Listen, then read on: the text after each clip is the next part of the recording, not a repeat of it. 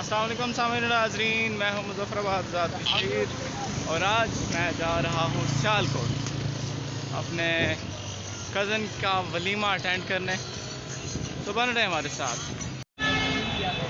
फैज़ाबाद पहुंच चुका हूं और अभी कुछ थोड़ी देर रिलैक्स के बाद फिर यहाँ से इंशाल्लाह निकलता हूँ।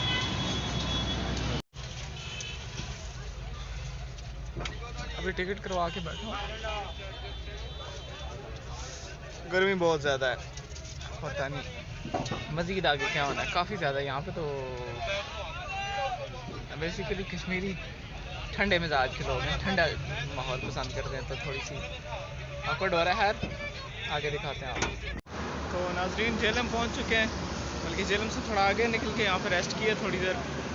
उसके बाद फिर स्टे के बाद हमारा सफ़र दोबारा शुरू होगा इंशाल्लाह।